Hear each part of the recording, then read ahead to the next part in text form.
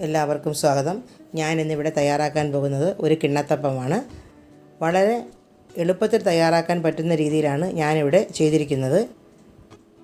എല്ലാവർക്കും ഈ വീഡിയോ ഇഷ്ടമാകുമെന്ന് കരുതുന്നു. നമുക്കിനി വീഡിയോയിലേക്ക് പോകാം.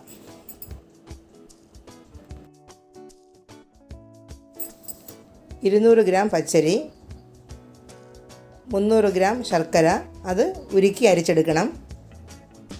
പച്ചരി 2 മണിക്കൂർ കുതിർക്കാനായി വെള്ളത്തിൽ ഇട്ട് വയ്ക്കാം.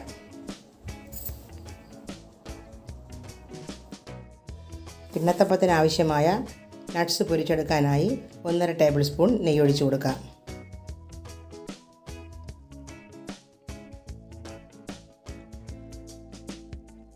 നെയ്യ് ചൂടായിട്ടുണ്ട്. നട്ട്സ് ഇട്ട് കൊടുക്കാം.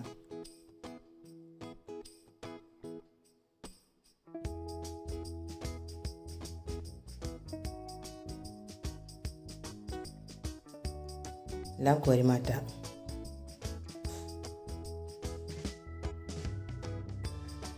$50 ഗ്രാം കടലപ്പരിപ്പ് 3 വിസിലിൽ വേവിച്ചെടുത്തതാണ്. ഇത് കാഷ്യൂ നട്ട്സ് പൊരിച്ച നെയ്യിലിട്ട് വഴറ്റിയെടുക്കാം. 1/2 ഗ്ലാസ് ശർക്കരപ്പാവും ചേർത്ത് കൊടുക്കാം. ഒരു 5 മിനിറ്റോളം നന്നായി വഴറ്റിയെടുക്കണം.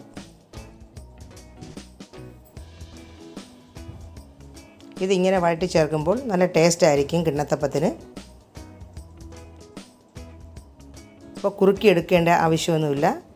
ഇതുപോലെ കടലപ്പരിപ്പ് മാത്രം ഇങ്ങനെ ഒന്ന് വഴറ്റി ചേർത്താൽ മതി.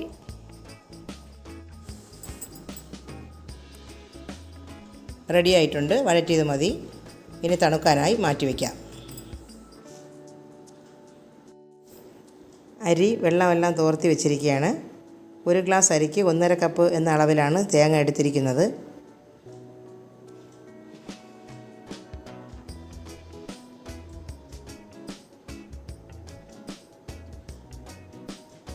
ഈ അരിയും ശർക്കരയും തേങ്ങയും ചേർത്ത് തരികളൊന്നും ഒട്ടുമില്ലാതെ അരച്ചെടുക്കണം. ഇനി അരച്ചെടുക്കാം.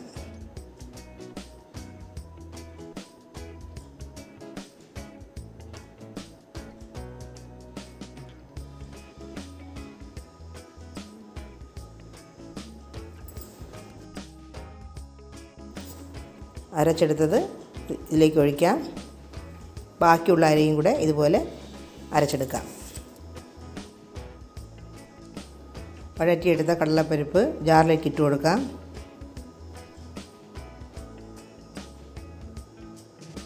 ബാക്കി വന്ന ശർക്കരപ്പാവും അല്പം വെള്ളവും ചേർത്ത് തരികളൊന്നും ഇല്ലാതെ അരച്ചെടുക്കാം.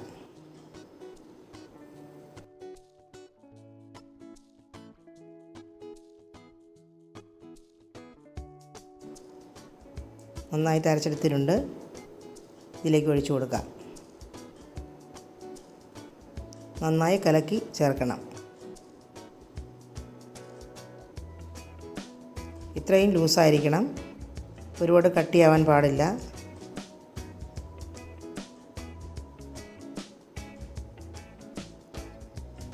കടലപ്പരിപ്പ് വഴറ്റിയെടുത്തപ്പോഴുള്ള നെയ്യ് ഇതിന് മതി. ഇനി കൂടുതൽ നെയ്യ് ഒഴിക്കേണ്ട ആവശ്യമില്ല. പഞ്ചസാരയും ഏലക്കായും ചേർത്ത് പൊടിച്ച പൊടിയാണ് ഇട്ട് കൊടുത്തിരിക്കുന്നത്. 1/2 സ്പൂൺ മതി.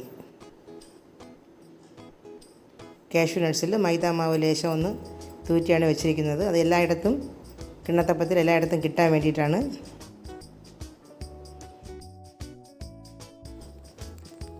കാഷ്യൂ നട്ട്സ് ഇട്ട് കൊടുക്കാം.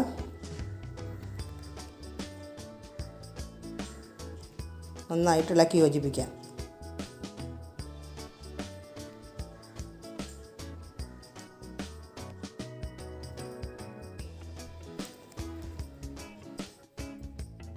നെയ്യ് പുരട്ടി 2 തട്ടങ്ങൾ റെഡിയാക്കി വെച്ചിട്ടുണ്ട്. ആ തട്ടത്തിലേക്ക് നമുക്ക് ഈ കൂട്ടൊഴിച്ചു കൊടുക്കാം.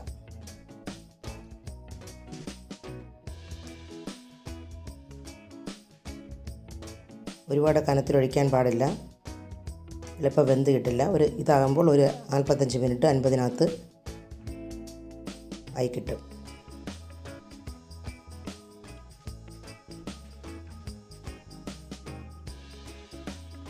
ഇതിനകത്തോട്ട് വെള്ളം വീഴാതിരിക്കാൻ ഒരു അലുമിനിയം കവർ കൊണ്ട് മൂടി വയ്ക്കാം. ആവിയിലുള്ള വെള്ളം വീഴാതിരിക്കാനാണ്.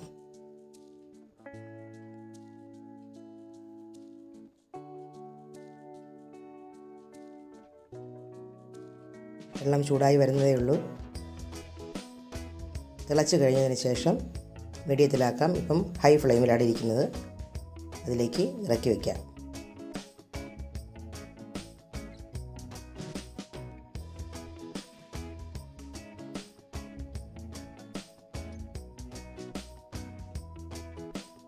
അടച്ചു വയ്ക്കാം.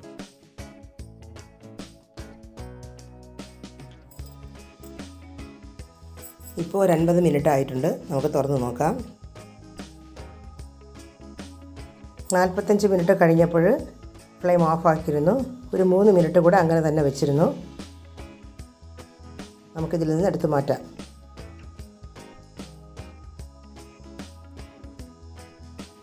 നന്നായിട്ട് തണുത്തിട്ടുണ്ട്. ഒരു തട്ടത്തിലേക്ക് എടുത്ത് വയ്ക്കാം.